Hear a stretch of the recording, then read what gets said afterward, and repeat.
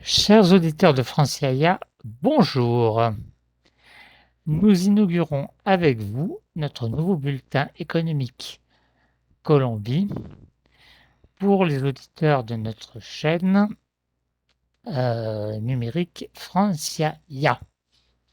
C'est la première du genre et nous allons tous les jours vous donner quelques éléments d'information économique qui peuvent vous intéresser.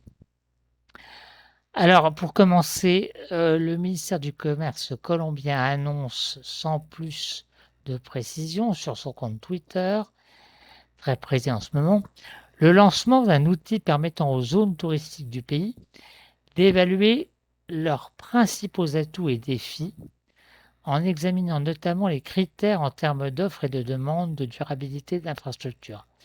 Donc, à suivre donc, je vous donnerai tous les détails quand ils nous parviendront.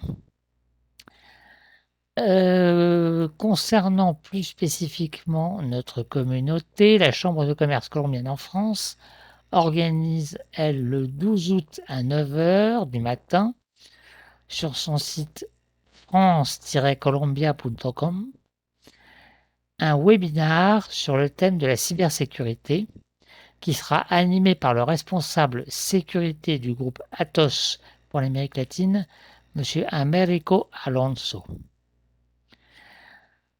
La semaine n'est pas finie. Le lendemain 13 août, à 14h30, Analdex, l'entité chargée de soutenir des exportations colombiennes, se penchera, elle, sur le thème des défis et perspectives du commerce extérieur dans l'environnement maritime mondial.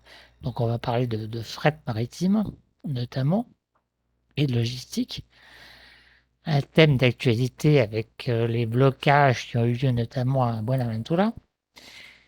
Donc, cet événement virtuel aura pour intervenant M. Hiroshi Wago, qui est vice-président stratégie et innovation internationale de ProColombia, qui est l'entité chargée de promouvoir les produits colombiens à l'extérieur. L'inscription est gratuite. Pour en savoir plus, appelez le 57 1, donc un numéro à Bogota, 794 21 22, poste 147-132. Voilà.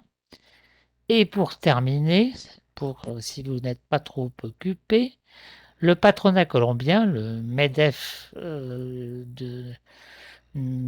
ce pays, où je réside notamment, la ANDI, tiendra lui aussi en ligne, du 9 au 13 août 2021, son 6e congrès et sa 77e assemblée générale réservée aux membres, sur le thème « Une réactivation consciente et durable pour la Colombie ».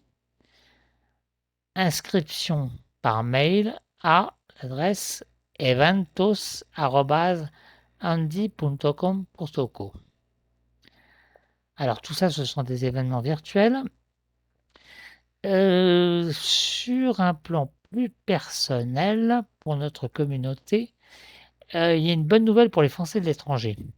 Le carnet de vaccination colombien est enfin reconnu en France. Le Quai d'Orsay, sur son site diplomatie.gouv.fr, nous explique le comment. Alors, écoutez bien, et vous pourrez d'ailleurs revoir la vidéo sur YouTube et nous réécouter sur notre station radio Franciaia Radio Cali. Jusqu'à fin septembre, cette équivalence ne concernera que les personnes majeures. Pour l'obtenir, il faut remplir un certain nombre de conditions. D'abord, être de nationalité française ou ayant droit d'un ressortissant français, avoir été vacciné avec un produit reconnu par l'Agence européenne des médicaments. Alors, les délais varient selon les produits. Donc, dans le détail, plus de 4 semaines après l'injection pour les vaccins à une seule dose, celle de Johnson & Johnson, plus d'une semaine, donc 7 jours, après la deuxième injection pour les vaccins à 2 doses, qui sont au nombre de 3, le Pfizer, le Moderna et l'AstraZeneca, et plus de 2 semaines après l'injection, si vous êtes rétabli de la Covid-19. Dans ce cas, une seule injection est nécessaire. Il faut être également présent sur le territoire national ou dans l'Union européenne ou avoir prévu de s'y rendre avant le 31 août. Voilà, ça ce sont les dates qu'il faut garder bien à l'esprit. Alors, comment faire la demande? Comment ça se passe?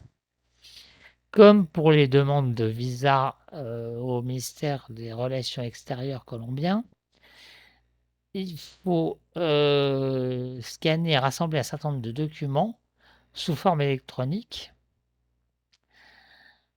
Le formulaire de demande en ligne, disponible sur le site du ministère, donc diplomatie.gouv.fr. Le certificat de vaccination établi selon les règles du pays de vaccination et faisant distinctement apparaître le type de vaccin utilisé. Donc pour la Colombie, il s'agit de Mi-Vacuna. Et donc en page 2, vous avez notamment le produit qui vous a été injecté. Votre pièce d'identité, passeport ou carte d'identité au cours de validité. Un justificatif de résidence à l'étranger. Permis de conduire indiquant l'adresse de résidence à l'étranger, facture de gaz, téléphone ou d'électricité. Alors attendez, je tourne la page. Ou de la résidence à l'étranger, titre de propriété ou bail de location, quittance de loyer, attestation d'assurance du logement, etc. Si vous êtes conjoint ou ayant droit de ressortissants français, donc marié ou concubin donc d'un citoyen français ou d'une citoyenne française, vous devez fournir une copie de la pièce d'identité du pays dont il détient la nationalité, donc colombien ou colombienne, selon les cas, ou vénézuélien ou vénézuélienne, ou autre. La preuve du lien juridique existant avec le conjoint et ou avec l'enfant, c'est-à-dire une copie de l'acte de mariage ou du livret de famille, traduite, attestation de Pacs, acte de naissance sur lequel figure l'enregistrement du Pacs, acte de naissance de l'enfant. Tout document rédigé en langue étrangère devra faire l'objet d'une traduction certifiée en français. Certifiée. Donc avec le tampon du traducteur. Alors, les pièces justificatives sous format PDF, GPG ou PNG, c'est-à-dire soit Acrobat, soit image, devront être envoyées par courriel uniquement à l'adresse qui convient pour le pays de résidence. En ce qui concerne la Colombie, alors l'adresse, je vais vous la citer voilà, de façon claire. C'est certificat avec un C majuscule, vaccin minuscule, covid.fde4 diplomatie.gouv.fr. Alors, certificat-vaccin-covid.fde4 diplomatie.gouv.fr. Alors, pas la peine d'essayer de téléphoner, aucune demande reçue par un autre moyen ne sera prise en compte. Donc, ça ne se passe que par mail. Pour faciliter le traitement des demandes reçues, le courriel doit être impérativement adressé avec un titre libellé de la façon suivante: pays de résidence, nom et prénom. Voilà, chers auditeurs, quelques nouvelles du jour. À demain pour notre prochain bulletin.